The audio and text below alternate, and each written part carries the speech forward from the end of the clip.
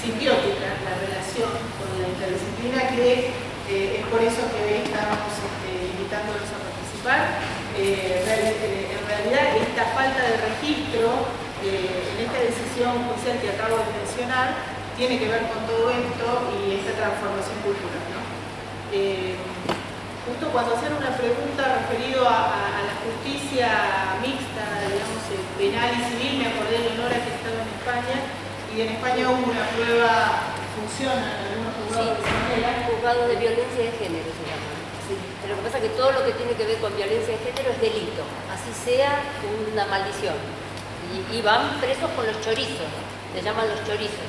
Entonces la persona el agresor va preso. Primero va preso, después vemos, ¿no? Con lo cual también mucha gente se plantea esto de si existe o no el principio de inocencia. Pero era tan grande la incidencia de la violencia de género en España que tomaron estas medidas drásticas, draconianas, ¿verdad? Claro, así que bueno, claro. están en eso. Ustedes cuéntenme cómo dispusieron el orden. Así como nos sentamos, para no perdernos. Dame el trípode, así Sí, tanto manejar.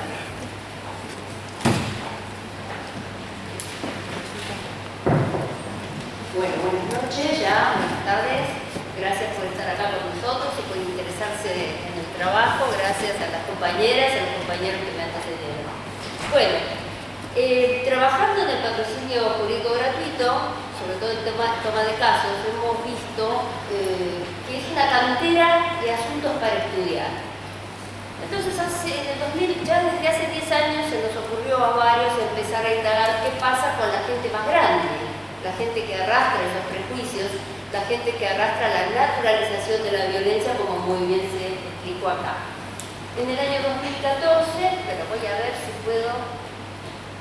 En el año 2014 nosotros empezamos con un proyecto de CIT, de investigación sobre violencia en adultas mayores. ¿Qué dijimos? ¿Qué piensan ustedes del envejecimiento? Mucha gente y muchos operadores judiciales piensan esto, ¿no? Envejecimiento, sangría para la economía, sobre todo en lo previsional, ¿sí? Amenaza para el sistema de salud y peso para las familias.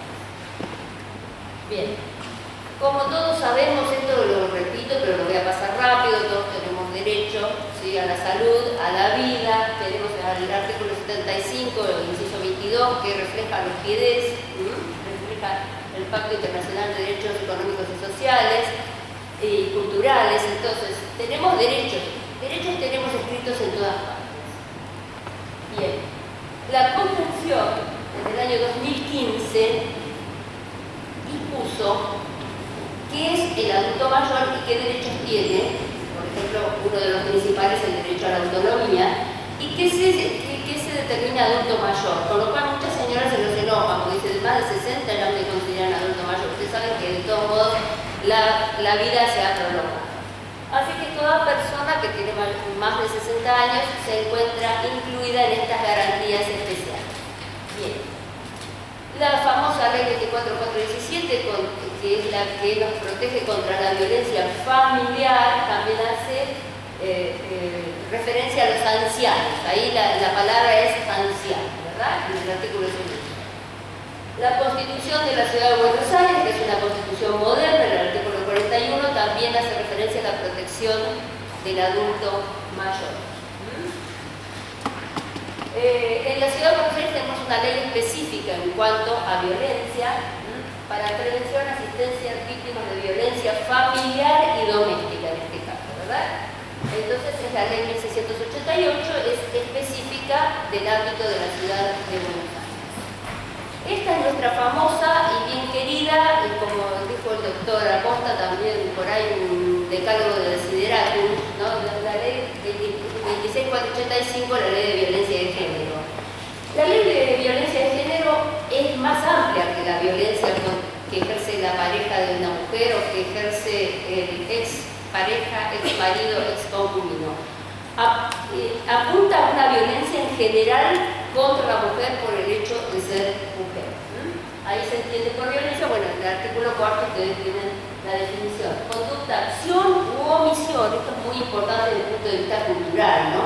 Las omisiones, lo callado, lo que no se dice, pero ¿y por qué salió tan tarde? ¿Y qué se puso? ¿Y por qué qué iba de minifalda y por qué se mete en un ambiente X o no. Bueno, lo callado, lo que no se dice, pero y sobre todo la gente más grande piensa, ¿verdad? Directa o indirectamente, en el ámbito público y privado, es lo que la caracteriza es la relación desigual del poder. La relación desigual en la que se encuentra la persona afectada, en este caso que estamos estudiando, la mujer. Bien. Hay tipos de violencia, porque no solo es la violencia física, ya lo vamos a ver cuando hablemos de las adultas mayores y los varones también adultos mayores, pero sobre todo el primer manejo de estudio, el en el año 2014, 2015 y 2016, fue las adultas mayores. ¿Qué pasa con las adultas? Bueno, los tipos de violencia ahí los tienen, ¿no?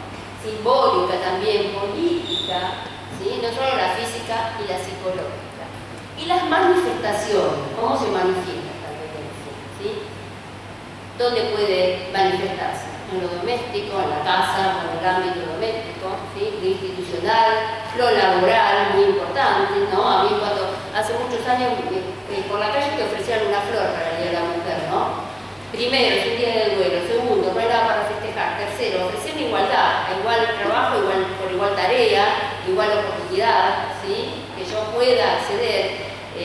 Bueno, los que me conocen saben que yo también soy pianista y en un momento, hace muchos años, en el Teatro General San Martín me llamaron para ser pianista de la compañía de danza.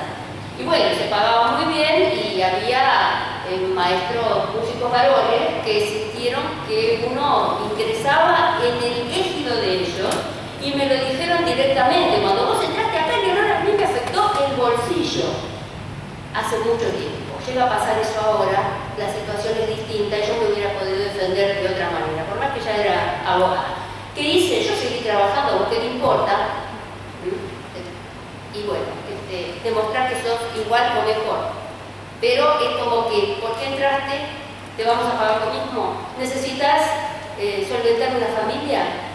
No, el varón necesita solventar una familia. Bueno, todos esos prejuicios los traigo a la mesa porque nosotros estudiamos estos años a las personas más grandes.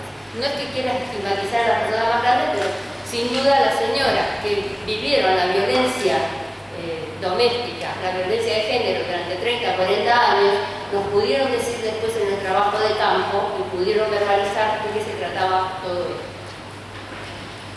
Bueno, ¿a dónde llegamos? A esta violencia. Esta que no se estudia tanto, quizás, la económica, patrimonial, lo que les dije recién, pagame lo que me tenés que pagar. Y si la mitad del departamento es mío, es mío. ¿Y por qué vos disponés de la plata? Si yo estoy trabajando en la casa también. ¿Se entiende? Esas cosas que las señoras más grandes sufrieron.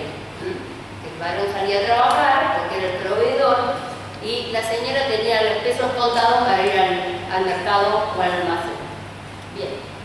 Esto es la perturbación de la posesión. Esto también pasa no solo en el ámbito doméstico, sino también pasa, y lo vamos a ver más adelante, con las mujeres que aún no teniendo ya pareja o no teniendo marido, sufren la violencia patrimonial por parte de parientes más lejanos, allegados, vecinos. Esto ya les voy a contar del trabajo de campo que sale. Bueno, es la violencia que se detecta en mayor grado en las adultas mayores. En nuestro trabajo de campo, en un 46% de las personas entrevistadas pudimos ver esto. Esa apropiación de sus bienes. Hay un caso muy famoso, Cohen de Cohen, de una artista plástica, lo pueden googlear, que las hijas la quisieron declarar insana, fue anterior a la ley, a la última ley de salud dental, y el objetivo era apoderarse de la fortuna. La señora era coleccionista de arte y tenía una apreciable fortuna, no solo en obras de arte, sino también en capital. Bien. La duración de la situación de violencia, y acá los compañeros hablaron de eso. ¿Sí? Acá la tienen. 62% de las personas que nosotros entrevistamos consideramos que tenían la violencia naturalizada. ¿Por qué? Porque el relato era que hacía mucho tiempo que esa violencia estaba instalada. ¿Me puedo tomar una licencia poética? Mi marido siempre fue puteador, nos decía una. Siempre fue de insultar. Bueno, tiene mal carácter, 40 años.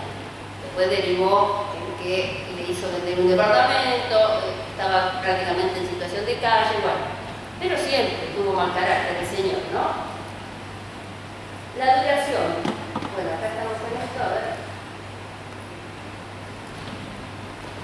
La relación con el agresor, ¿sí?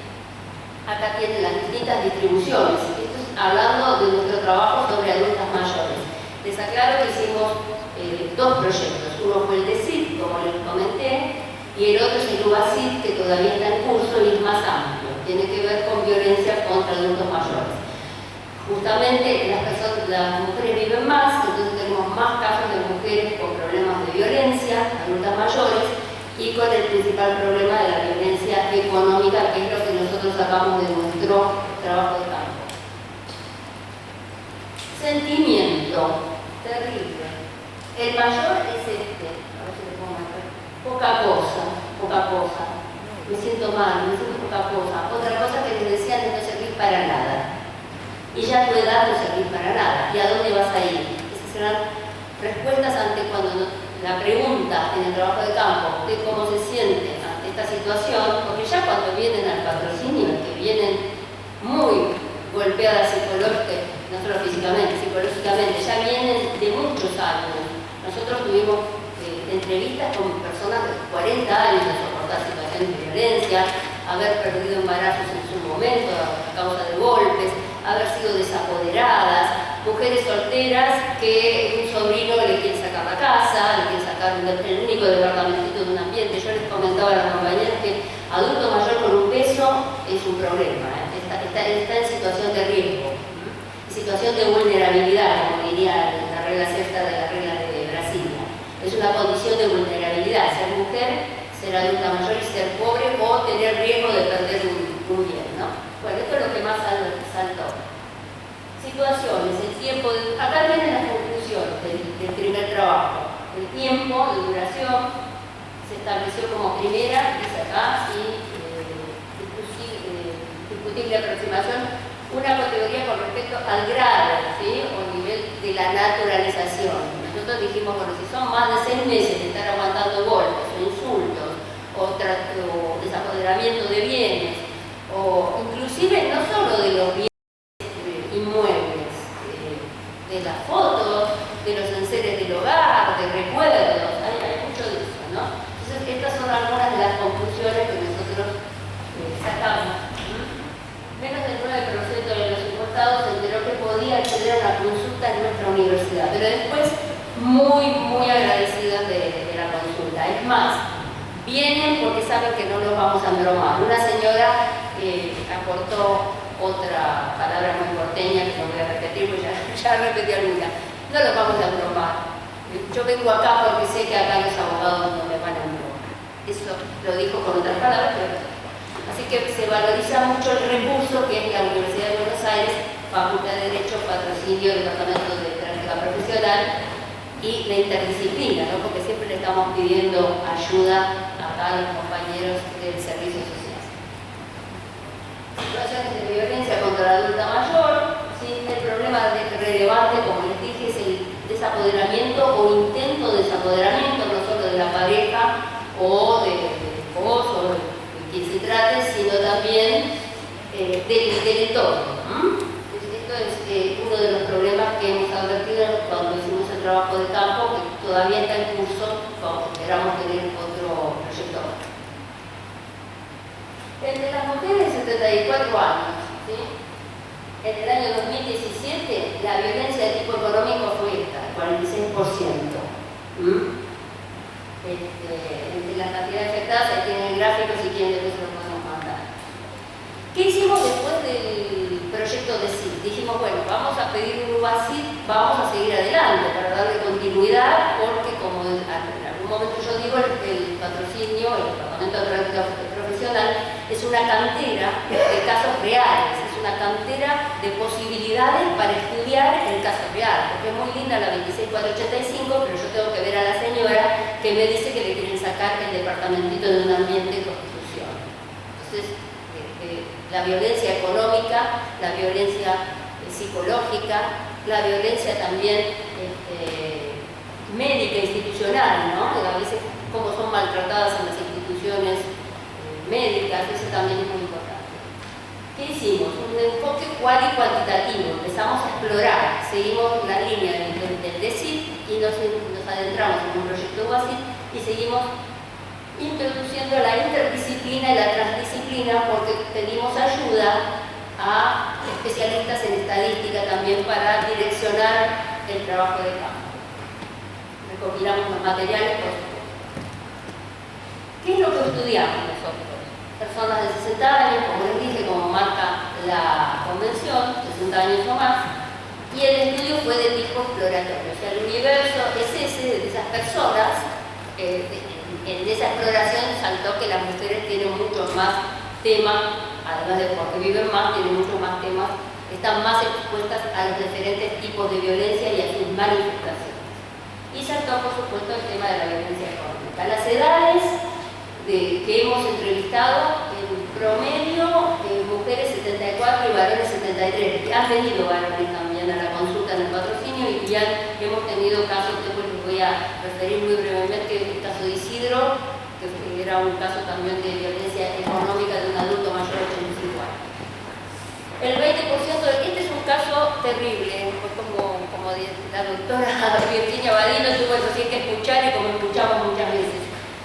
Encontramos una persona que tenía varias propiedades, que se había estado distribuyendo.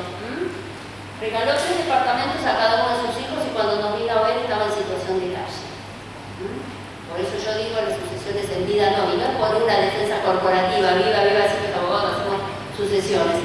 Es porque mientras yo estoy vivo, tengo mis bienes, tengo mis cosas, me las gané con mi trabajo, fuere o las heredé, son mías, y después que yo esté en el otro mundo, si es que existe, o donde tenga que estar, se repartirán los despojos, ¿no? Como decía el doctor Penacho, mientras te cuentan las costillas, decía un compañero nuestro, te van contando las costillas, a ver qué tenés. Bueno, esta señora fue un caso muy fuerte. Nosotros, yo también doy alguna materia optativa en una materia CPO de violencia contra adultos mayores, y alumnos de ese curso vinieron a hacer entrevistas, también nos visitaron y quedamos muy impresionados con por eso se lo traje. Bueno, en la Ciudad Autónoma de Buenos Aires, 77% son mujeres. Hay una proporción de hombres, pero como les dije, la incidencia es de las mujeres. Este informe de CEDLAS nos dice también que la jubilación por moratoria les dio una herramienta, volviendo a esto de la violencia económica, le dio una herramienta a muchas mujeres que habían estado toda la vida dentro de una casa, que no habían podido tener el acceso a un trabajo, y no porque no quisieran, sino porque vos de qué vas a trabajar. ¿Quién te va a dar un trabajo a vos? Bueno, ese sonsonete, ¿no? Ese rum rum de la violencia psicológica, de las que fueron víctimas muchas entrevistadas. Bueno, acá, en personas de alto nivel, como dijeron acá en esta mesa, la violencia contra las mujeres atraviesa todos los estamentos sociales. En un alto nivel educativo se incrementa la chance de separar. Si tengo por lo menos una entradita, aunque sea una pensión, me puedo ir. Y en un bajo nivel educativo, o en un bajo nivel, en un estamento más bajo, lo que tienen es un empoderamiento, las mujeres, ante la posibilidad de cobrar un estipendio, una jubilación, la jubilación por ama de casa. La participación aumenta en el hogar, porque ya no soy que me tienen que dar la plata para el almacén todos los días, como me lo dio durante 40 años mi marido, una señora nos dijo eso, la plata del almacén, digo yo, ¿qué violencia económica es esa? La tenía tan adentro que hasta que no charlamos largo y tendido con ella no se dio cuenta que no tenía ni para comprar aspirinas. Y la chance de divorcio y separación sube un poquito. ¿Ustedes se acuerdan de esta película emblemática? Le digo emblemática porque se usa decir emblemática. Bueno, hay una parte en que ella está charlando con Dominga es la vecina, la llama para que le cuide el nene. Y mamá Cora se queja y dice, eso es culpa mía, todo lo que le pasa, porque mamá Cora tiene viviendo en su casa a su hijo con su nuera y la beca. Yo no exijo, dice, nunca exigí. Al contrario, siempre le di todo. Y dice, le di los muebles, las cacerolas. hasta las sábanas de mi casamiento, y esto viene a cuento de la violencia económica. Entonces no es solo que las mujeres adultas mayores fueron, en los casos que nosotros estudiamos, desapoderadas, a lo mejor se intentó desapoderarlas del único departamentito, sino recuerdos, o las instaron a regalar una alhaja, o para qué querés eso con la inseguridad que hay, dámelo a mí, yo te lo negocio, yo te lo vendo en la calle Libertad. Bueno, esto lo escuchamos todos los días, lo hemos escuchado a lo largo del trabajo del campo. Y es un poco lo que decía Mamá Cora en esta película, que tiene más de 30 años. Yo les di todo, hasta las sábanas les di. Es la experiencia que nosotros también recogimos en el trabajo de campo. Para redondear, no solo la violencia psicológica, física, la institucional, la violencia también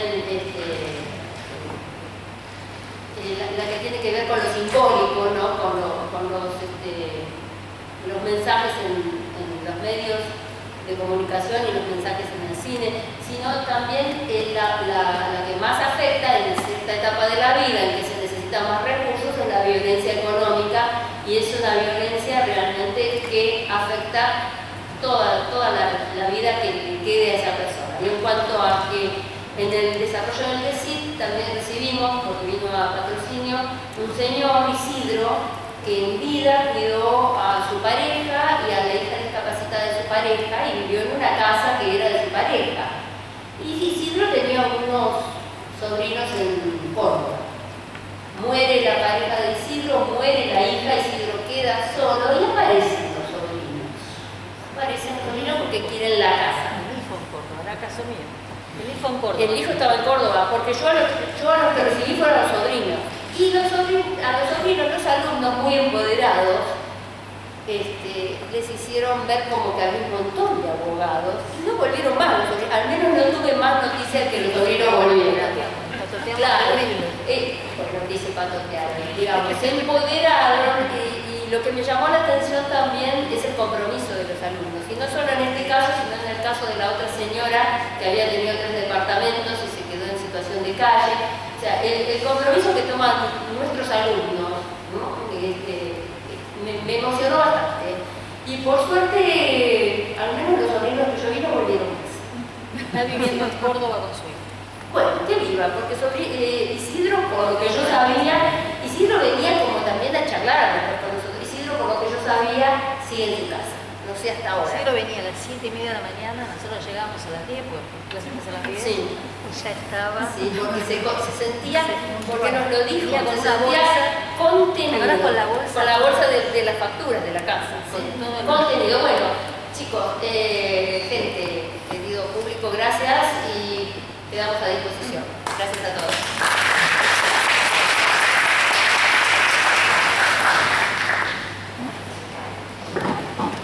Bueno, ¿se escucha así? No, te tenés que acercar un poquito. Sí, ahora está. Bueno, lo mío es más cómo se entrelaza el derecho de familia, el cambio de paradigma.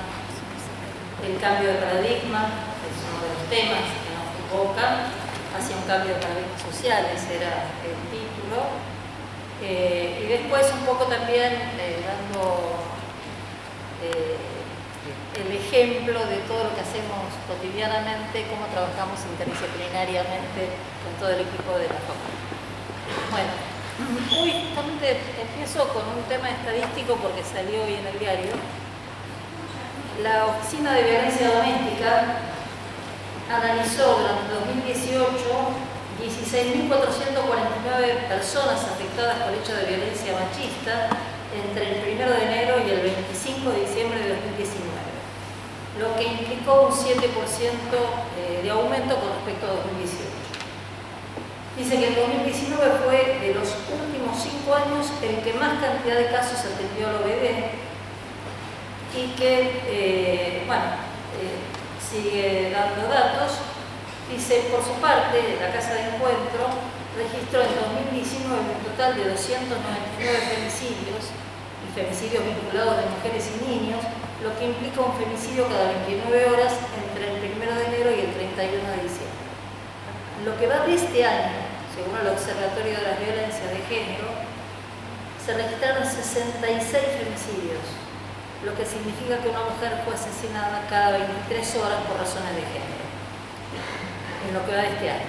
En lo que va del mes de marzo ya hubo 6 femicidios, lo cual es una situación absolutamente crítica.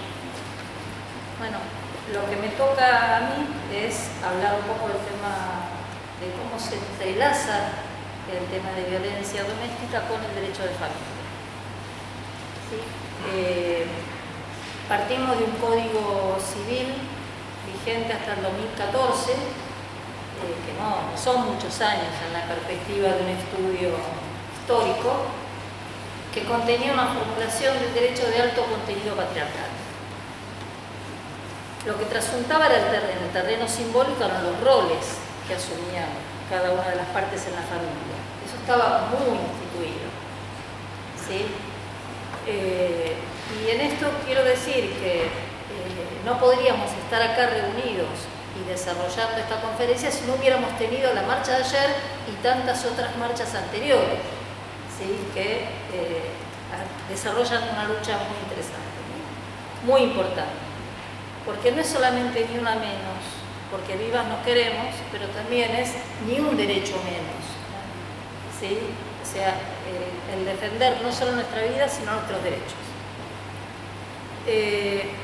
Pero de este tema se ha hablado mucho y yo creo que hay dos aspectos, sobre todo en el ámbito doméstico y en el ámbito laboral, donde el desarrollo de la mujer ha hecho un salto muy importante.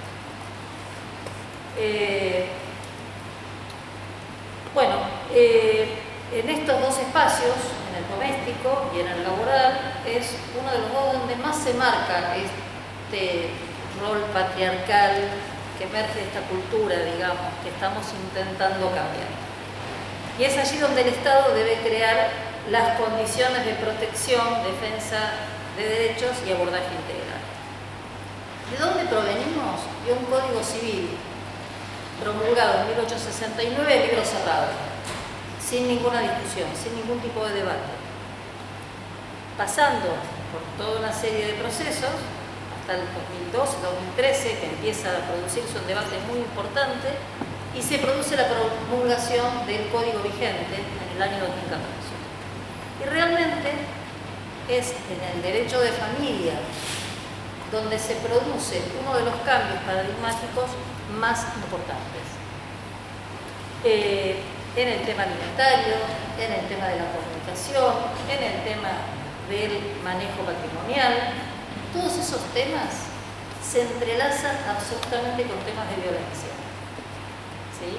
Cómo son planteados en el marco de las familias, muchas veces se entrelazan en estos aspectos.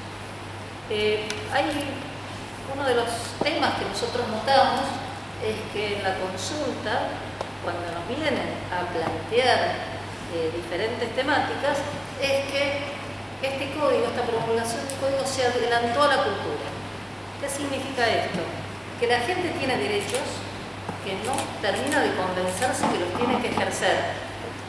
Y es nuestra función formadora de los alumnos, de los futuros abogados y transformadora de la sociedad lo que tiene que hacer la diferencia en nuestro servicio, ¿sí?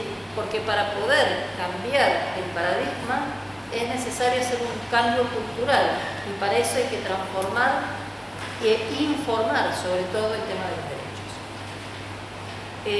En uno de los terrenos donde más impacta esta normativa nueva es en la resignificación de los roles instaurados por la cultura anterior. Esto es muy importante porque hay una igualdad de derechos que inclusive nuestras congéneres no lo aceptan. Y hay que librar una pelea cultural también en este sentido.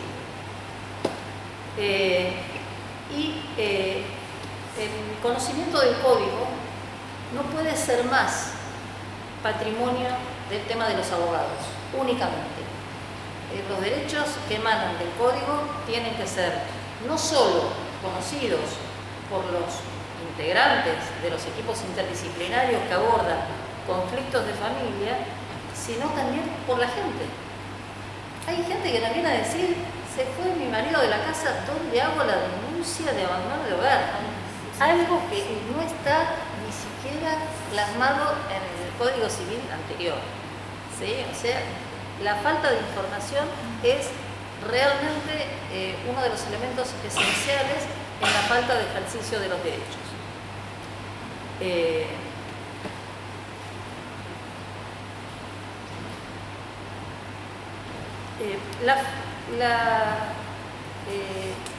Digamos, actitud transformadora y formadora que nosotros tenemos que desarrollar también es para preservar los derechos que se ejercen, para que no sean desnaturalizados. Y en esto es una de las cosas que alertamos, cómo el tema en el ámbito de la puja de los conflictos familiares emergen a veces denuncias de violencias familiares, violencia doméstica, que realmente no están, digamos, bien encauzados. Muchas veces notamos que esto no solo alcanza con tener una oficina de violencia doméstica que recepte las denuncias. Esto también tiene que ver con el tipo de denuncias que se hacen, cómo nosotros aconsejamos qué denuncias ingresan por la OBD y qué otras tienen que tener otro tipo de tratamiento. No todo puede ir ahí porque desnaturaliza la oficina, desnaturaliza un recurso y desnaturaliza el derecho que se quiere ejercer y la forma en que se quiere ejercer. No alcanza la cultura patriarcal, la falta de conocimiento del ejercicio de derecho, no alcanza con el detalle normativo que dieron acá los anteriores, que se los agradezco porque no lo voy a repetir, pero no alcanza, digamos, con una norma, ¿sí? Para abolir toda esa cultura patriarcal y ejercer los verdaderos derechos hay que trabajar, no es por decreto. Yo siempre digo que los abogados tenemos que militar este código, ¿sí? Porque de este código van a transformarse conceptos de familia, cómo se estatuyen los nuevos roles familiares. Para dar ejemplos, el cuidado personal compartido como regla del derecho, ¿sí? El deber de participar ambos progenitores en todos los aspectos que impliquen la crianza de los hijos, el derecho deber de una sana comunicación de los hijos con el progenitor no conviviente, el cuidado personal concreto que ejerce uno de los progenitores como expresión de su aporte alimentario. Bueno, esas son algunas de las cosas que cambiaron esencialmente en nuestro código y que hoy nos abren puerta para pelear por los derechos desde otro lugar. Pero ir rápido así no. Podríamos agregar que a esta altura, con la paridad que se ha impuesto en este código, hay derechos que no tienen género. El cuidado personal no tiene género. El aporte alimentario no tiene género, porque hoy la mujer pelea por estar a la misma altura que el hombre en todos los niveles profesionales, laborales, empresariales, con lo cual esa discusión muchas veces se traslada al otro género, ¿sí? Es tan válido. Antes era el tema, la preferencia de género era un elemento constitutivo del derecho de familia. Ahora esto absolutamente se ha desmembrado. Hoy tenemos muchísimos padres que quieren ejercer el derecho de cuidar a sus hijos, de participar en la crianza, y hay mamás que se resisten en esto. Y esto trae situaciones de violencia que muchas veces la desnaturalización del manejo por parte de algunos letrados buscan lo que nosotros llamamos un camino del atajo que no es conveniente. ¿Qué es el camino del atajo? Es utilizar a una denuncia de violencia doméstica o a la oficina de violencia doméstica como entrada para acelerar una separación o acelerar el desarmado de un conflicto, y ese no es el camino, y es un trabajo que nosotros tenemos que hacer para reencauzar esto. Otro de los elementos que encontramos es que no se puede hablar de la violencia como único significante, único y abarcativo de situaciones tan diferentes y complejas como las que se nos presentan todos los días. Tenemos que hablar de diferentes tipos de violencias, así en plural, ¿sí? Porque son multicausales, porque son plurifocalizadas, porque tienen anclajes históricos e institucionales totalmente diferentes. Tenemos que cambiar en este sentido la lógica, ¿sí? Porque una de las lógicas que hay que tratar de trabajar por ahí en forma diferente es no intentar como único sentido el detectar el sujeto violento, ¿sí? Desprendido de lo vincular. Porque si hay un sujeto violento, y que los hay, ¿sí? Que los hay mucho y hay que tomar medidas con respecto a esto, estoy hablando de cómo se trama esto con el derecho de familia y que esto no se puede desprender de lo vincular. Porque lo único que nos arroja querer como único objetivo establecer al sujeto violento es esta lógica binaria de víctima-victimario, que nunca son tan puros esos análisis. En ese sentido, mirando desde otra perspectiva, también erradicar un poco el concepto de lo violento, o integrar, mejor dicho, el concepto de lo violento sin ponerle un sujeto, como de alguna manera analizando más lo que acontece, desterrando la idea de que solamente, sin por ello dejar de lado cuando hay riesgo, hay que adoptar todas las medidas, pero ahora los jueces, por ejemplo, cuando se establece una categoría de riesgo bajo en las evaluaciones que hace la OBD, empiezan a tomar otro tipo de medidas, porque empiezan a analizar justamente fuera de esa lógica de querer únicamente la medida de restricción como única salida a todo esto. Tenemos que aprender a distinguir también como profesionales cuando estamos ante una situación. Nosotros somos una primera puerta muchas veces, porque nosotros, como asistiendo legalmente y con todo el apoyo del trabajo del equipo de trabajadores sociales y psicólogos del departamento, también tenemos que analizar si la estrategia es a la persona que viene a la oficina de violencia doméstica a hacer una denuncia, o podemos establecer otro tipo de estrategia. Entonces tenemos que analizar qué tipo de quiebre hubo en esa familia. Si es un quiebre en la modalidad de comunicación, es una historia. Si es un quiebre realmente, una destrucción de la modalidad de comunicación, bueno, ahí es donde hay que desarmar ese escenario donde se pueden repetir todas las escenas de violencia. Encontramos también en este devenir de la multicausalidad que pueden generar situaciones de violencia, que hay una sola puerta de entrada a todo elegido del departamento civil, de los juzgados civiles. La única forma de ingresar es la OBD. Es la puerta, digamos, al sistema judicial, salvo cuando se ingresa por lo penal.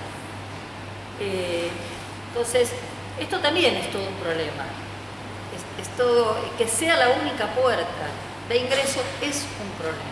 Es un problema para los pocos recursos que tiene la OBD, donde hay mujeres que, como decía antes algunos de nuestros compañeros, se pasan más de 24 horas con los propios chicos adentro de la oficina. ¿Sí?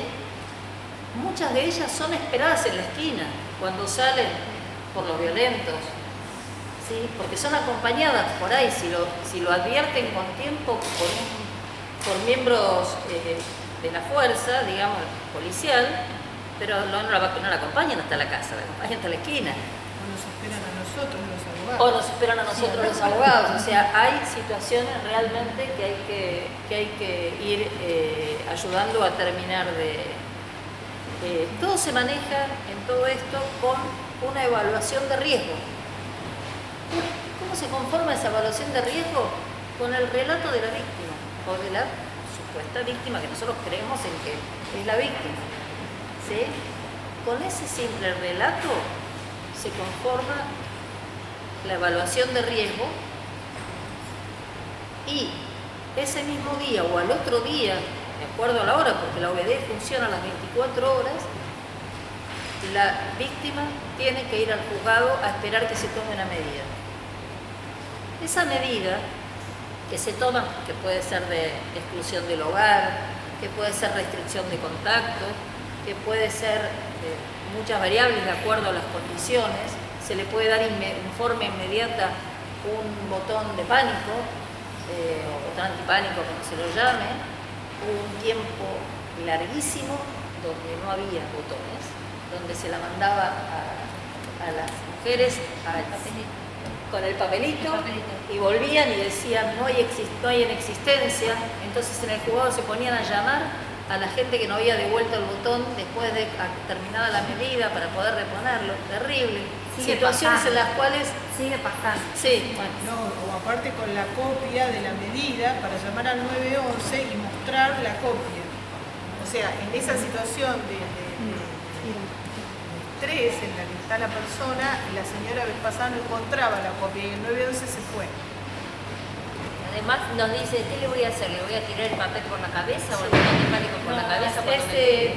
Y aparte, uno de los temas que observamos es que si bien algunos juzgados están realmente cambiando y tratando de meterse más en la problemática, todavía hay muchas mujeres que se van solitas con su alma y su orden para ir a la policía a tratar de que lo notifiquen al denunciado, y se van sin una orden de cuota alimentaria, se van sin una orden de cuidado personal que las proteja de alguna manera en todo lo que va a ser el día después de hacer la violencia, de hacer la denuncia de violencia, ¿sí?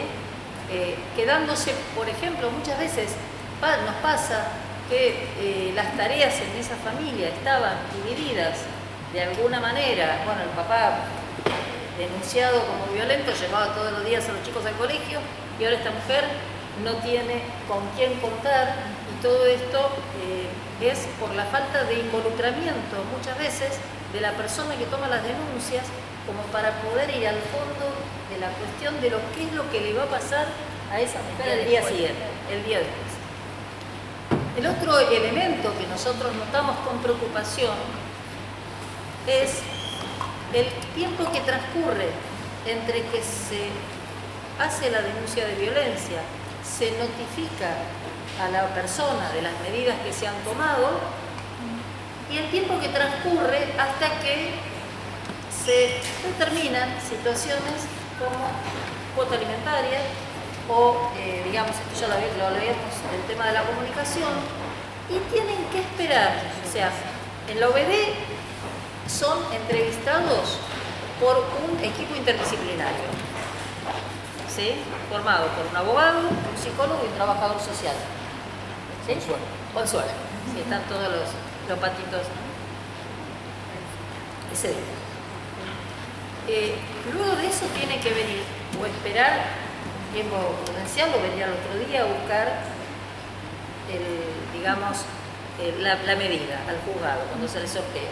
Después de eso, la mujer tiene que hacer todos estos actos para poder notificar. Todo va en cabeza de la denunciante, ¿sí?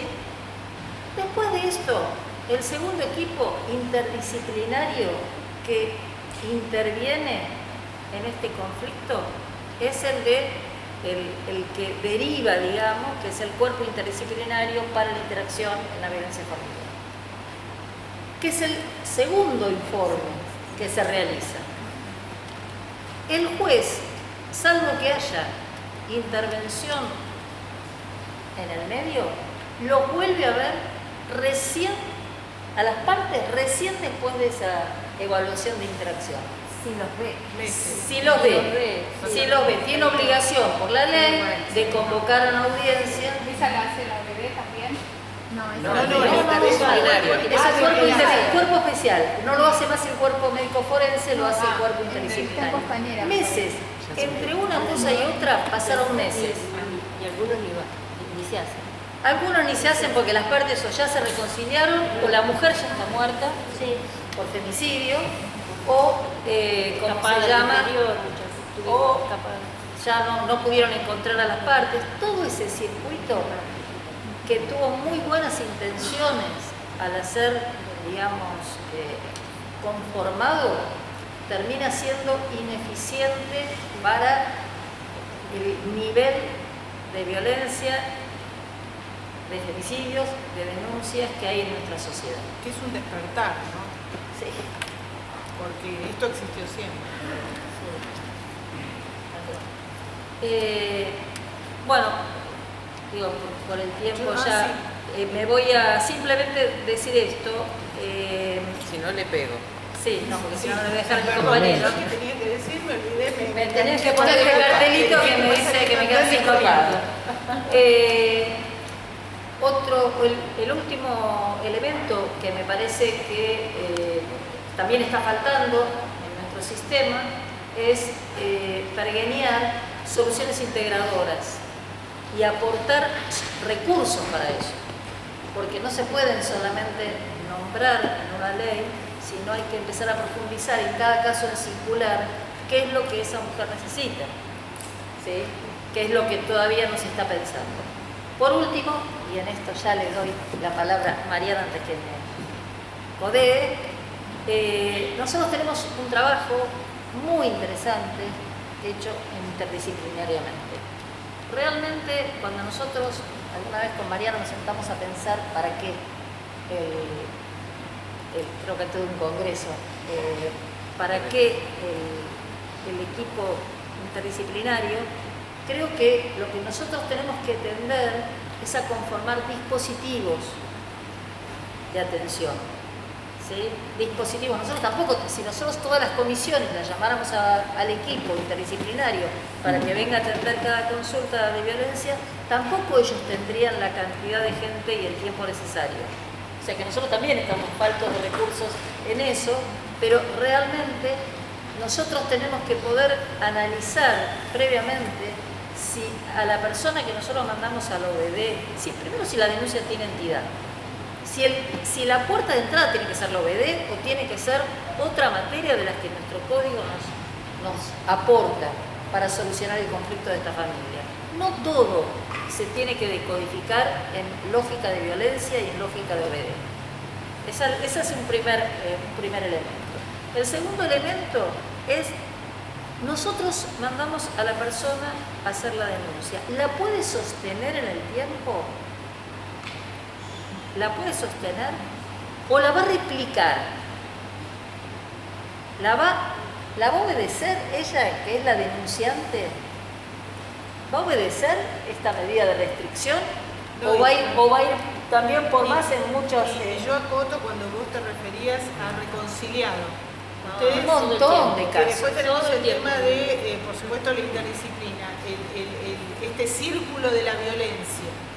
Que Sí, ya con no la hay que ser- falta, claro, con la falta porque de se llama muy largo. registro, en fin, después los dejamos a los expertos. Solamente esto, el último punto, es ¿qué es un dispositivo? ¿Cómo pensamos el dispositivo? ¿Cómo pensamos el equipo interdisciplinario? No lo podemos pensar solamente como un saber individual que aporta cada uno, porque si no, no alcanza. Tiene que haber un entramado, tiene que haber un saber aprendido de cada profesional que se entrelaza con el del otro y en conjunto se establece cuál es la mejor estrategia para resolver cada caso. Muchas gracias.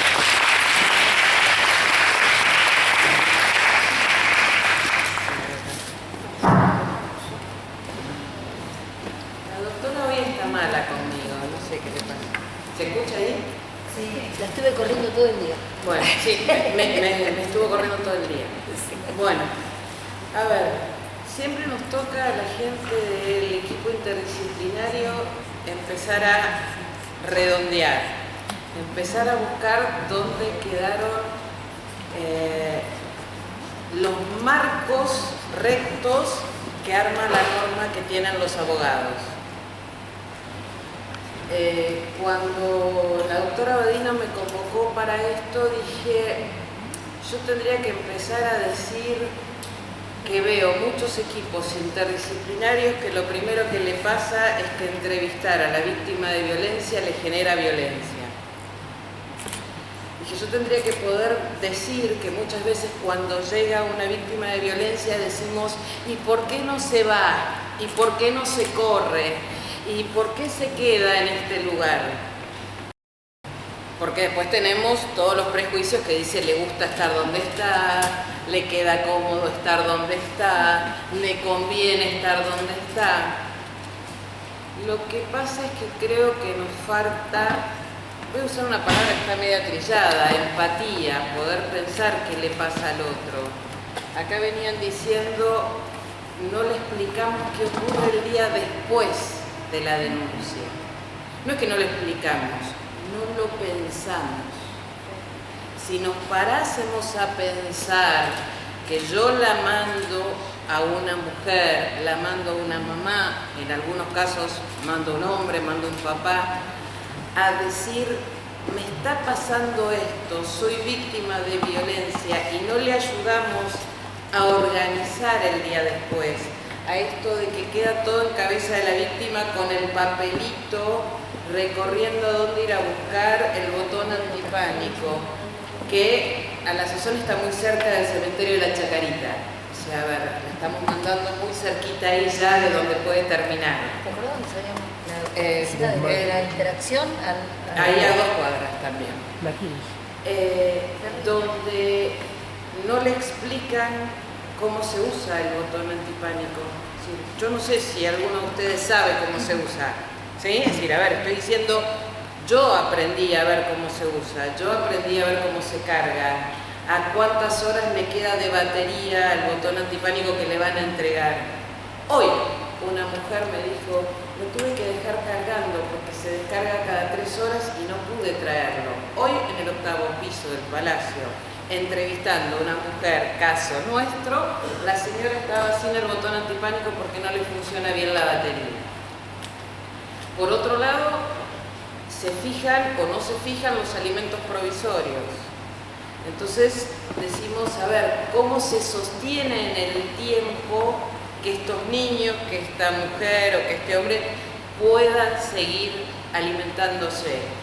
¿Cómo generamos un corredor de seguridad para que estos chicos vayan a la escuela? La doctora Hellman recién decía, en esta distribución de roles de una casa, quizás este papá que hoy ejerce violencia, hasta ayer se ocupó de llevar o de retirar a los chicos. Entonces tenemos que poder pensar en quién se va a hacer cargo de esto. Yo venía pensando, cuando venía para acá, en hacer como un listado de una cadena de responsabilidades. Pensé en esta cuestión de no sé qué cantidad de casos de femicidio hay hasta hoy, son 60 y pico, que hay un punto donde no me importa si son 60 o son 70. Yo lo que me preguntaba era, ¿cuántos de estos llegaron a hacer la denuncia? Es decir, el caso de Paraná había llegado a hacer la denuncia. El caso de la chica que no funcionó el GPS llegó. No sé si llegan a 10, pero vamos a suponer que funcionó. Funcionaron las situaciones de alarma, pudimos derivar a la mujer a hacer la denuncia, salió con la orden de restricción, salió con el botón antipánico, salió con la orden de alimentos o con la indicación de alimentos provisorios. Hoy la señora que yo tenía en el 8º piso, el botón antipánico le anda mal, no le están pasando los alimentos provisorios. Entonces acá, señores abogados, tenemos que decir, a ver, ¿cómo hacemos para reclamar estos alimentos provisorios? Esta señora todavía no pudo iniciar su tratamiento terapéutico. ¿Por qué? Porque tiene obra social, la violencia no llegó al punto que le sacó la obra social, pero la obra social, que es OSECAC, no tiene turnos. está en una lista de espera hace 2 meses y medio. La nena, por suerte, que está en lista de espera desde hace 2 meses y medio, tiene turno el martes que viene. No la toman en organismos públicos, porque como la señora aparece como obra social, a la señora tiene una enfermedad crónica que tiene que tener un tratamiento, pero no le está dando la obra social porque no tiene medios el medicamento. Entonces me dice, y yo, ¿sabe qué? Fui a verlo a él. Yo, ¿cómo que fue a verlo a él, señora? Tiene una orden de restricción. Y sí, fui a verlo a él porque él me dijo que se va a suicidar. Él me dijo que tenía los útiles para la nena, para la escuela. Y él me dijo que me iba a dar algo de plata, aunque no me depositara la cuota. Por suerte este encuentro se produjo y la señora sigue viva porque estaba conmigo. Pero digo, ¿a quién podemos señalar como responsable real que esta señora no tenga el turno para el terapeuta, que no pueda seguir tomando fuerza y poder sostener que no tiene para comer, poder sostener que no tiene el medicamento, poder sostener que el señor la siga llamando para decirle que se va a suicidar y la situación de que la nena había dejado de comer porque no veía al papá. Entonces, bueno, en todo este derrotero de cosas, Que el juzgado no te conteste, ocurra por la vía de correr por los todavía no me contestó eso. Pero digo, te va a contestar. Pero a ver, la situación es esta. Yo creo que una de las cosas que más me preocupó fue saber si la nena había sido víctima o no real, una víctima simplemente por haber estado observando la violencia.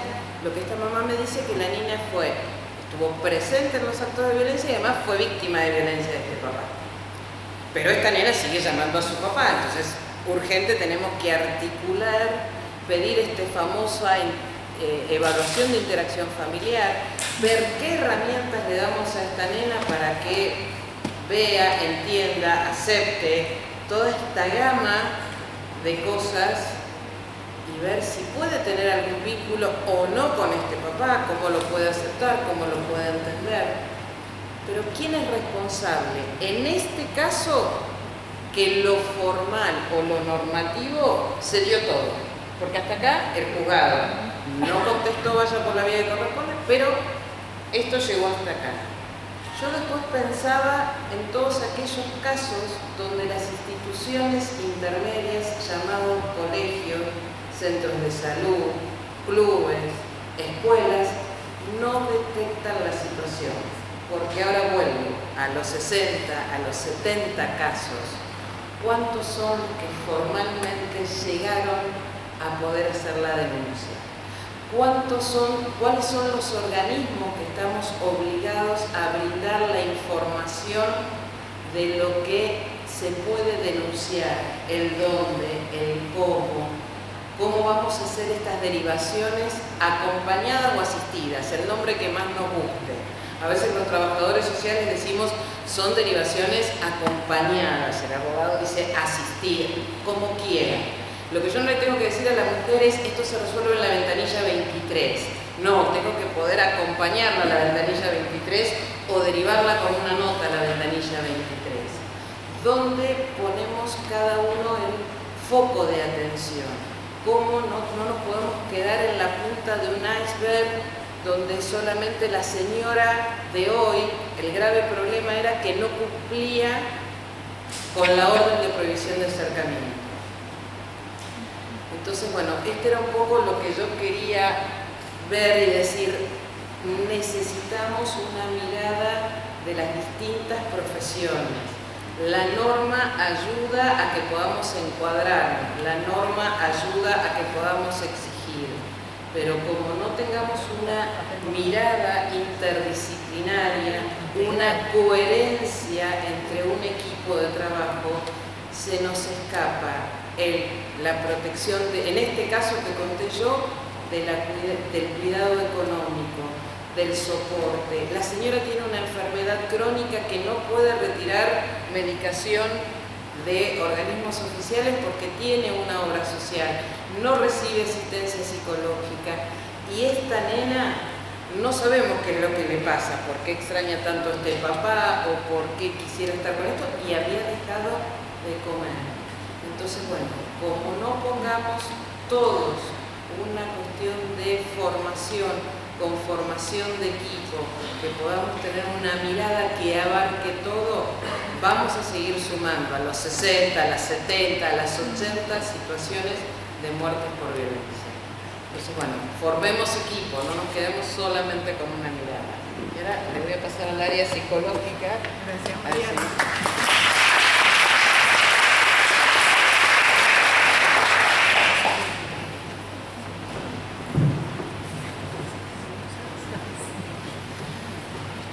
Bueno, buenas tardes. Voy a tratar de ser lo más, ¿se escucha ahí? Voy a tratar de ser lo más breve posible y plantearles algunas ideas de las consecuencias que tiene este nuevo paradigma que hoy está presente. Es un paradigma que está cambiando, sino es un paradigma que ya está presente porque todos acá hoy casi a las 8 de la noche hablando.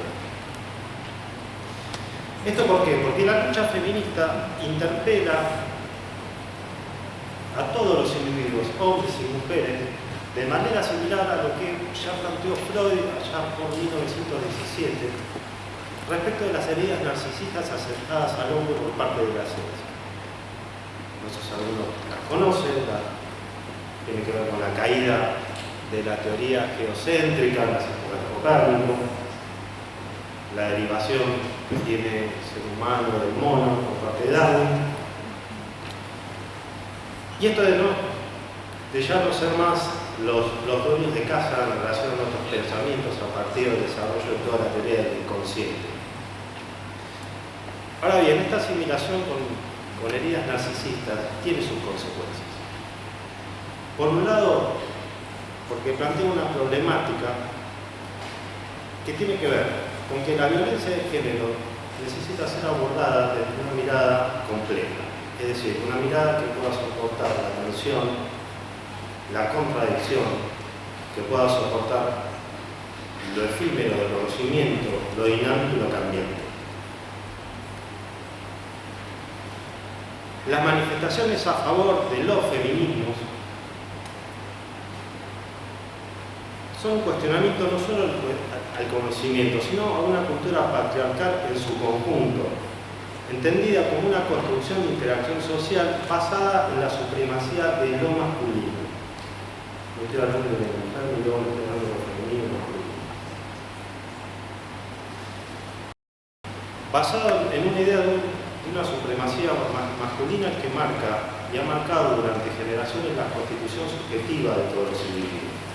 Por eso esta cultura, como veíamos recién, por lo que comentaban mis compañeras, atraviesa no solo a hombres, sino también a mujeres. Se encuentra cuestionado de esta manera el rol de lo masculino establecido, que conocemos, entendemos hasta hoy, entendíamos hasta hoy de lo masculino, y el modo de conocimiento heredero de ese narcisismo patriarcal.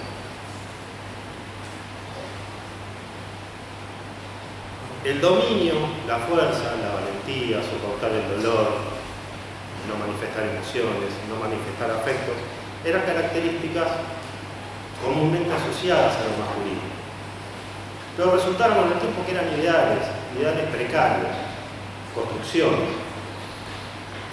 que se ven amenazadas cuando aparece este nuevo paradigma. Construcciones que interpelan a lo masculino como si le fuesen a quitar el carácter de tal. Quizás le saquen el carácter masculino que hasta hoy conocemos. Una psicoanalista que se llama Mabel Burin mencionó que junto con la división sexual del trabajo se produjo la separación de dos áreas de poder. Para los varones, el poder racional y el poder económico del ámbito público.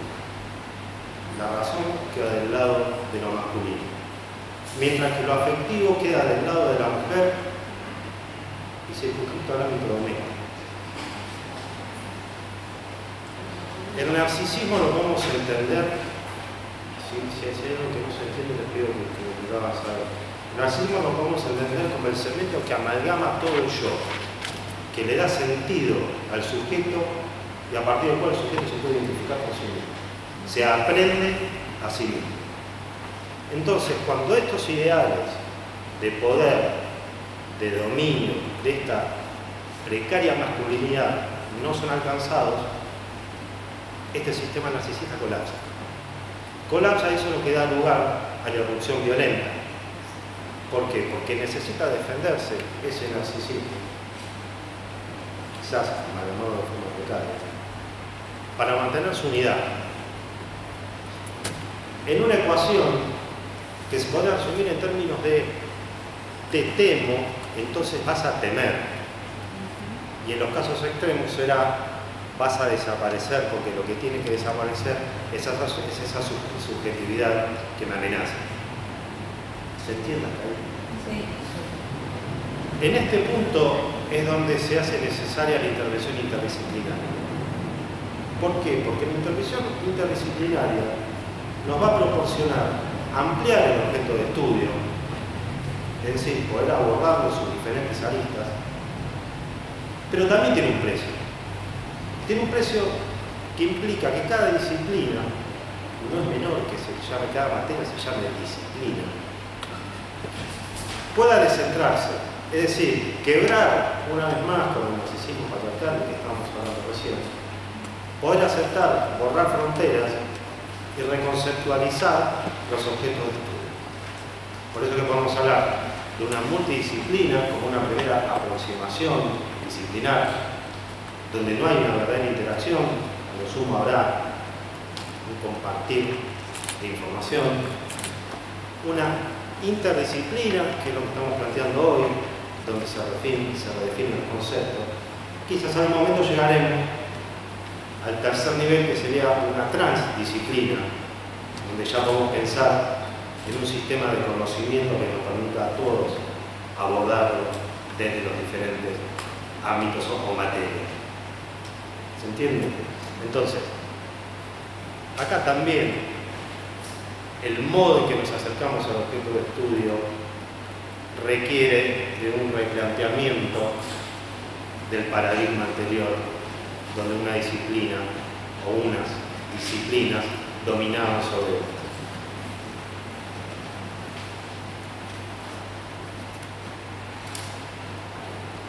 Teniendo en cuenta un poco también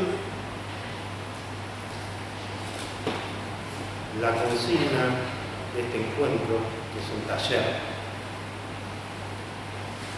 quería compartir con ustedes, desde esta perspectiva que venimos hablando, un poco cómo es la modalidad de abordaje que tenemos en el patrocinio y poder mostrarles a ustedes darles a ustedes algunas herramientas que utilizamos nosotros al momento de poder entrevistarnos con una persona presumiblemente violenta, que presumiblemente ejerce violencia. En cuanto al hombre violento, y en especial vamos a centrarnos en el hombre violento en la pareja, que es el mayor número de causas que se reciben en el patrocinio, no hacemos referencia solo a la pareja conviviente, casados o no, sino también a la pareja de noviazgo e incluso a las exparejas, y esto lo conecto con algo que decías recién, porque es un momento donde aumenta, si tiene un problema de violencia, donde aumenta, ¿no? Es un factor más de peligro, de la posibilidad de que sea perpetrado un femicidio. Por eso esta cosa, ¿por qué no se puede? Que yo, bueno, fugarse puede incrementar el riesgo.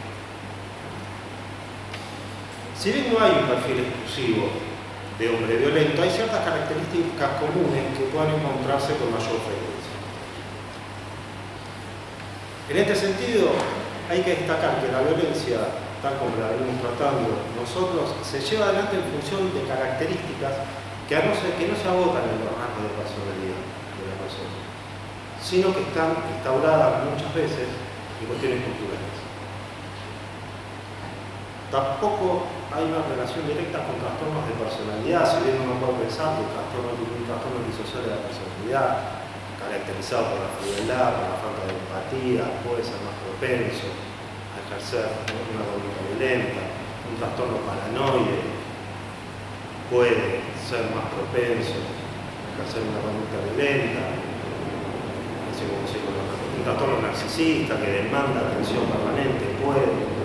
No hay una correlación directa que demuestre por lo menos hasta ahora que tal o cual trastorno necesariamente está conectado con la violencia de género. Aunque, insisto, sin quitarle valor a lo psicopatológico, es importante en los casos donde se verifica la presencia de una psicopatología tener en cuenta el historial previo de agresión, si hay conciencia de enfermedad, si hace o no hace tratamiento, si hay negación de la condición, cuál es lo que se llama el periodo de estado de la patología, en qué momento la patología está cursando. Sin embargo, hay algunas características comunes que hemos podido ir sacando de diferentes entrevistas o pericias en las que hemos participado.